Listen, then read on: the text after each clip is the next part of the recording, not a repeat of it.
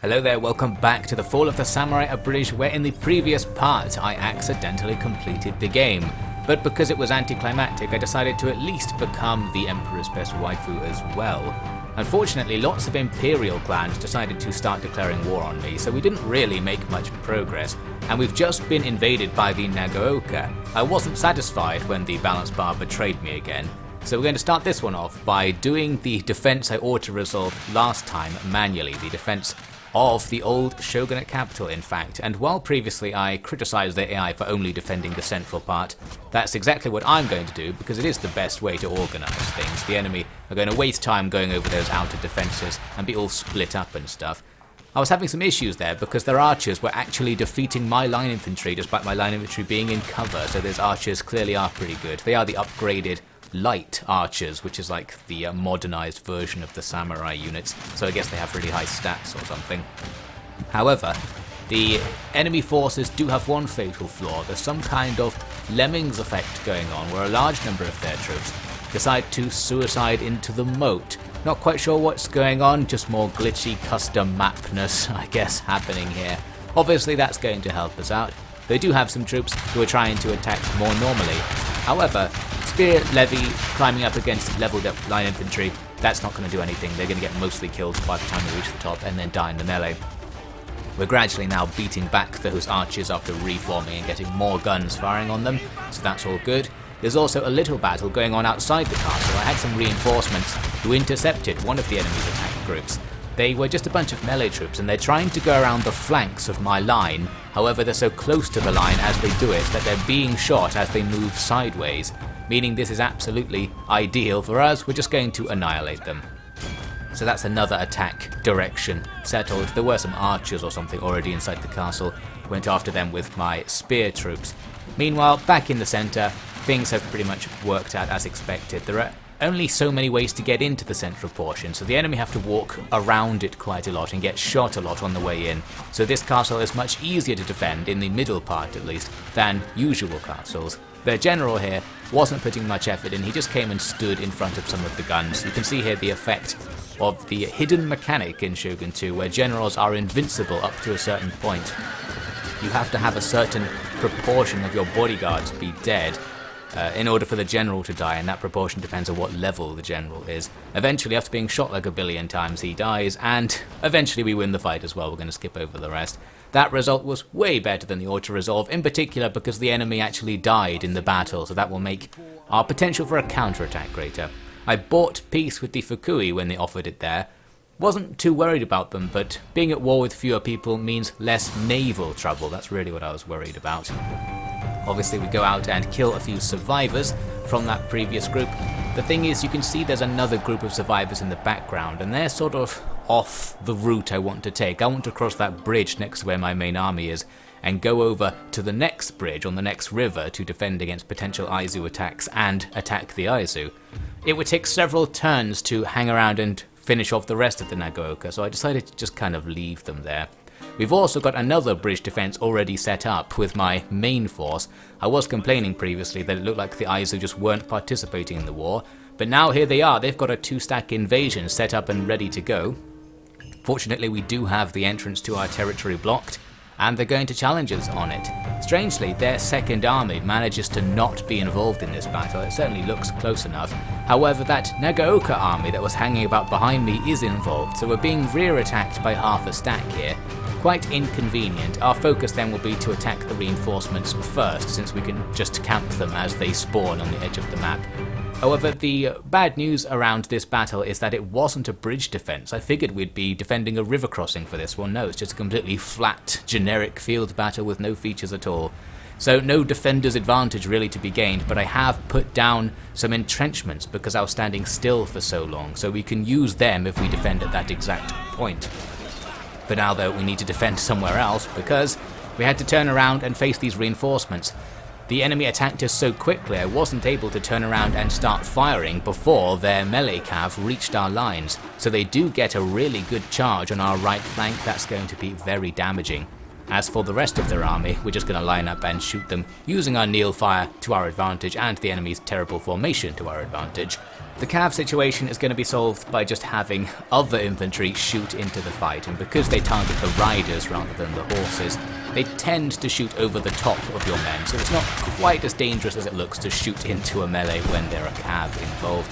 And I think line infantry might in this mod have a bonus against cav because we don't die all that much. It's because normally they are a sword unit in vanilla Fall of the Samurai, but in the mod they have the bayonets, so maybe they're considered to be a spear unit because of that, not quite sure. This enemy spear unit makes it into melee contact without being shot very much. Our guys weren't paying attention, unfortunately. But at least the rest of the ranged battling will be nice and easy. They're all blocking their own line of sight on the enemy side, and while bunched together, as we just saw there, they're super vulnerable to our mortar attacks. The mortars were disabled for a while because of the enemy cav charge, but they'll be back in the action soon. On the front lines, we now take out the enemy cav, using my own cav by the looks of things, and now we just have to shoot these units down. It's going to be a one at a time affair because they're kind of queued up and they'll have to move up into range, get shot. You know the drill, we're going to annihilate them, we just need to kill them fast enough to turn round before the main part of this battle starts, and fortunately we are able to do that and get into position along our entrenchments. We're getting cav charged again, but this time we are able to get off a couple of volleys to weaken the enemy. It's actually a revolver cav charge coming in here, but they are going to not revolvers, they'll just melee charge. Probably not the best idea, but then again if they stood in front of the firing line and did a gun battle, that probably wouldn't go well either. They're really a flanking unit. These guys managed to push their way past the barricades and get an okay melee going, but I've already sort of prepared for it by having some half-dead infantry stand behind facing that particular gap in the barricade, ready to shoot them down. They've got an attack coming in on the right flank. We've already formed an echelon ready to receive it. Here comes some more cav sneaking past the barriers. This time my general will have to help us out with this battle. We can use his revolver cav against the enemy's cav if he decides to fire. There we go. So that should all be fine. The enemy's cav charges have been defeated. Now it's their melee charges coming in, and we've been distracted a bit so we haven't shot them too much, but we'll get started now. On the right flank, as their group comes in, you can see I've put down some stakes quickly. However, I didn't fall back with this unit to get behind them in time, so the enemy do charge into my infantry and we take a bunch of losses, but now I'm telling them to pull back behind the stakes to kill some cav as they pursue us. These spear levy are a little bit perplexed. I think the enemy do struggle to get past the barricades into melee. They run sideways quite a lot, giving us plenty of extra time to shoot them. They've got a small attack now coming around on our left flank.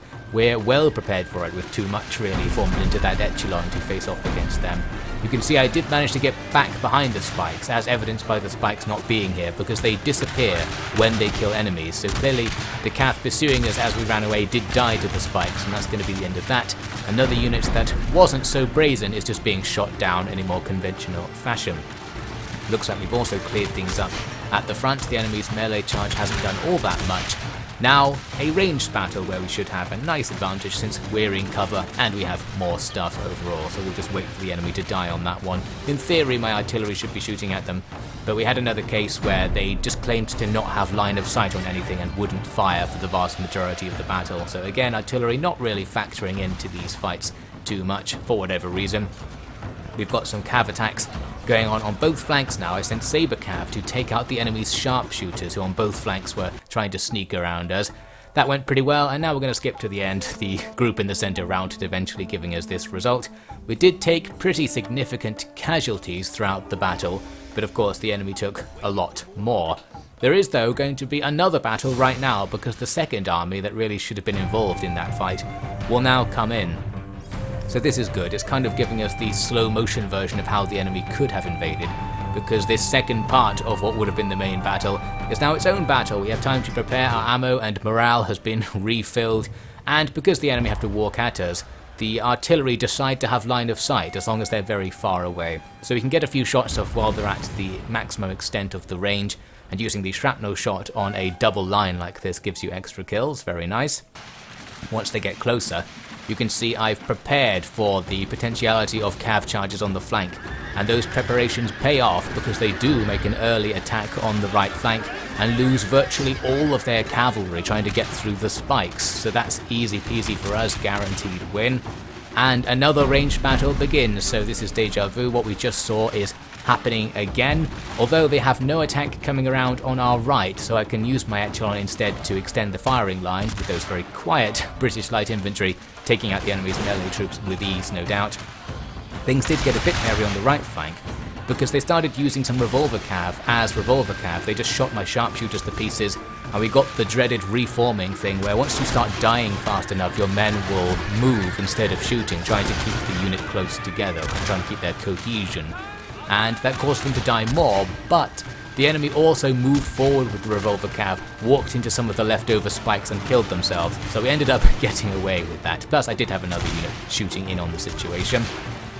Another melee charge on our front lines, more spear levy without the morale and without the pathfinding ability to overcome our defensive position. They're going to die en masse and we'll push them back. And of course, while they're there, they were blocking their own side's ranged units from firing, so they've helped us out in that regard as well. Their general decides to come and stand on the firing line, loses all of his troops, gets shot about 1 billion times and then dies. That time it wasn't his bodyguards dying for him, I guess he just has hit points or something. Or maybe he has an armor save. I think the bullets in this game can be deflected, quote unquote, by the game's mechanics. You don't always die if you get hit by one. Anyway, you can see that we basically won that battle pretty easily. A few more casualties have been taken, and overall we've lost about half of our army to defeat 2.5 enemy armies. A good trade, but it does mean we can't do very much with this victory. We have to stand here not only because it's winter, but for like 5 more turns of replenishment to get back to full strength. And you can also see we've got a new war. The Sendai, who are the guys on the other side of the Aizu from our perspective, have joined the war, so we'll see what they do. Over at Key, where I'd expected something to go down, we were eventually attacked by the Takatori, and here they are besieging the main castle. We have a tiny advantage with our big garrison here, and I thought, you know what, maybe we can just get away with having to do this one, because so much of our army is garrison. If we auto-resolve and then take massive casualties, maybe it will just kill off the garrison for us. Well, it does kill off most of the garrison, also killed off a bunch of spear levy who were normal units, so that sucks. At least it's only spear levy, the easiest ones to get back. Inconvenient. I'm going to recruit a couple more units there in case they try to take it in a more concerted fashion. As for our front line at the bridge, another Aizu army has shown up here, so while I wasn't planning on advancing, now I'm planning on advancing even less. One thing I did want to try and get going is make it into an actual bridge defense. I can stand more on the bridge, but that counts as being in enemy territory, so I don't do that. Instead, we can set up an ambush here, since just waiting around for the field battle isn't worth it. We still replenish and stuff, so we'll sit here and see what happens. Now we're going to do a bit of grand strategy, because I noticed that I'm able to get peace with both the Aizu and the Nagaoka. Now we could do it with both, but I don't want to be at peace with both of them because I need to attack one of them in order to progress the game. So now I need to choose, really. Going for the Nagaoka is the easier choice in theory because they're less than half the size of the Aizu. But in practice, their territory is really far away from me. It's on the other coast, whereas the Aizu have a few territories that we could easily attack and maintain our defensive positions without moving too far away from them. So there are kind of two options here. Either peace out with the Nagaoka and go and attack the Aizu, or peace out with the Aizu, attack a little bit of the Nagaoka, then peace out with them and attack the Josei. We're going to do this the first way. I got this pretty good deal with Nagaoka where I can force them to break their alliances and their trade agreements with their main partners. So that will just make the other shogunate factions dislike the Nagaoka a bit, and maybe they'll get invaded by someone or something. That might keep them off our backs. The other advantage to doing things this way is the 2 armies they actually already had in my territory will teleport away and will stop raiding me, which is perfect because they had actually destroyed one of my recruitment centers at Musashi, which is stopping me replenishing very much as well. As you can see, that ambush I set up did actually trigger against the army I saw hanging around on the other side. Considered not doing this because our army is not in good condition. Might be better to wait and try and fight this army when we're at a higher level of strength. But I thought, well, it is an ambush, and ambushes are quite good in this game because being able to shoot at an ambushed column gives you a big firepower advantage since the enemy can't really shoot back very well. We also saw there some shrapnel shot gave us a whole bunch of early kills. Looks like some mortars are shooting in as well. As before, the regular artillery will just start doing nothing from this point on, but the mortars will keep shooting into the enemy blob. We've got some trouble on our right here as some enemy cav get involved with mine. I had this big thing on our left where I was going to try and fight the enemy on another front. We've been mostly ignored here, just one unit comes to attack and they're going to be easily defeated. But you can see how the main blob here is all over the place. Most of their guys can't shoot, so while on paper they might have the firepower advantage in this battle, they might be able to outgun us, especially with all of their sharpshooters. They're not going to do it in reality. And when the mortars start hitting these tightly blobbed units, that's going to get us a whole bunch of kills as well. Looks like their captain's unit is routing away there. That bodes well. We have though got quite a lot of stuff now attacking us where we have these cav on the right. All the enemy cav have jumped in on this one. I'm folding some units out to shoot into this, but my saber cav are basically dead at this point. They're just holding the enemy in place. We're now going to rear attack their main blob with my still not very used left side. It's almost too quick, this battle. We can't really move into position to make our attack. It's like we're playing Total War Troy right now. We have taken out the cav though, coming at us on the right, but we lost all of our own cav in the process, well, down to like a couple of guys who'll get deleted on the campaign map. So that sucks, but otherwise the rest of the fight's gone extremely well. We get a mass round of everything that's left, they'll get shot as they go, and we can end the battle. Although in this case the game's going to be quite mean to me, because normally in a situation like this, you'd hit end battle and all those things right there would just be deleted.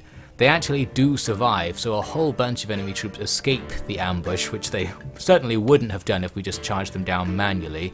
Inconvenient. And we did lose some of our cav there. Overall though, we're trading pretty efficiently on that defensive front, so the Aizu may not be able to attack us anytime soon after that. Although we're going to be attacked by someone else. It's the Matsumoto now declaring war on us, another imperial faction jealous of us. These are the guys who are to our southwest, a particularly inconvenient position. So now we have to not advance really. We only have 2 armies and maybe the capacity to have 3 armies, whereas these small factions can field 3 armies on their own.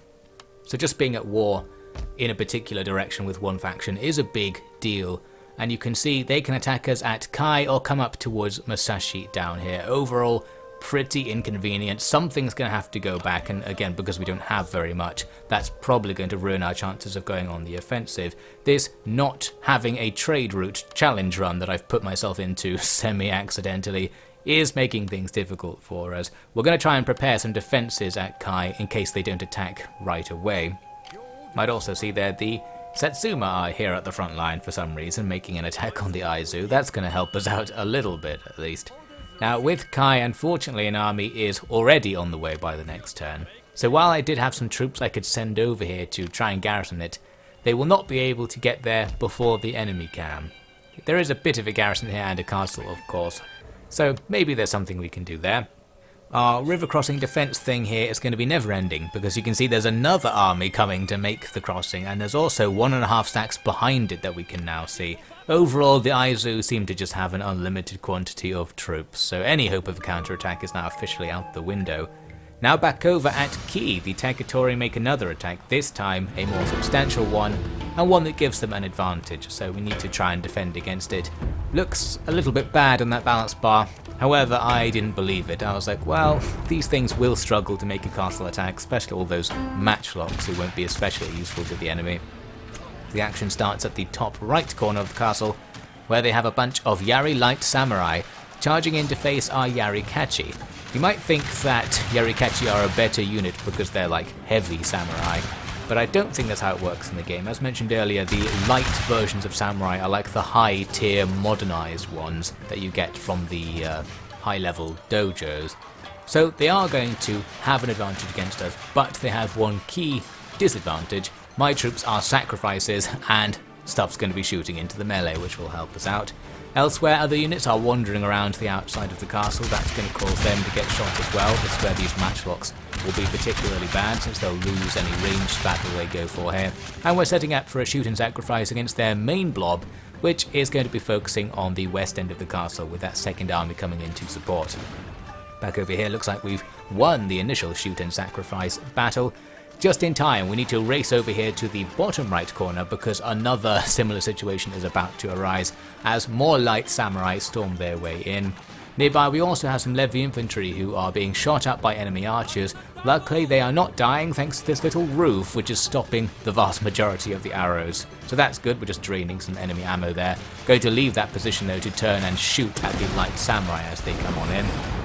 That's going to help us out a bit. You might notice there we've got the classic cannon sounds glitch.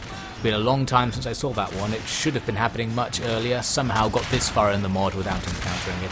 Sometimes sound effects get deleted and replaced with cannon sounds in pretty much any Shogun 2 mod. Must be the default sound or something since it's actually from the vanilla game. Anyway, you can see the main part of the battle is now going to happen as the enemy charge in from the west, charging into our spear levy, in this case with Levy infantry, the one unit that can't defeat spear levy. These matchlock catching will do better, but they are going to get shot at relatively close range the whole time. The enemy have taken our tower. This is the map where the tower capture point's on the enemy side, so they can easily capture it and shoot into the inner part of the castle with it. Inconvenient. Back at the bottom right, the shoot and sacrifice strategy has succeeded again, and we didn't even sacrifice everything, so the survivors will now run over to defend the capture point.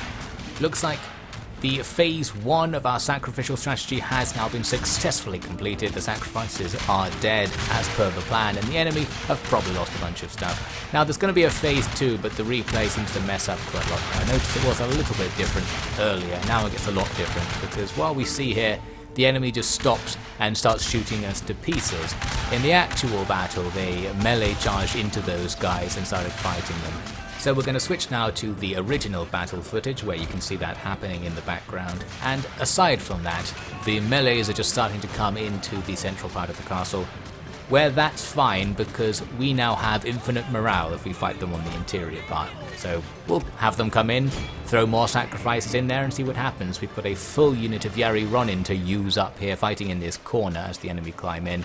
And of course these spear levy garrison units don't count, they can die just fine. We'll get some more shots in on the stuff climbing in. And then we sacrifice everything else in the interior to just try and win the battle. The balance bar has now become even. That suggests we're going to win because we have a morale advantage that isn't stated on the balance bar. The other thing you might see me doing here is that I've kept the first set of units on the left side of the cards there alive and mainly killed the ones on the right. That's of course because we're trying to get as many necromanceable units killed as possible first and not use our real units. And we see the enemy do eventually chain route with a lot of the real units still alive, pretty much all of them. So that's a perfect setup. The enemy are super dead, we're technically super alive because our massive casualties will be reversed. The battle went on for a while because they had a few things out there that had to come in and die. So we'll cut now to the result. Strategic casualties that leave us pretty much in the same position we were before the fight. The enemy's casualties are great, so that's their attack failed. However, it's not going to be the same story when the Matsumoto attack Kai because they actually bring 2 stacks. I had thought that if it was 1 stack, we might be able to get away with pulling some sort of exploity defense. Against 2 stacks, I was just like, well, that's probably not going to happen in this case. Let's just give it to them. The troops already marching in here will just have to go off and hide somewhere so these armies don't just kill them. And that's just going to be another potential front. They can move east to attack us over there. But of course, while their troops are in that position, we can attack them along the coast maybe.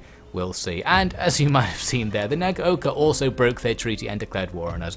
Overall, this campaign's become a lot more difficult after we completed it. It seems like we're nowhere near making any progress and we're a bit near making some back progress. I don't know how this is going to go, but I'm going to try and grind on a bit more to see if we can triumph in some way eventually, at least get the Emperor to say we're the best. That's the objective, and a lot of people are going to have to die to achieve it, like any good objective. Well, let's see how we do in the next part.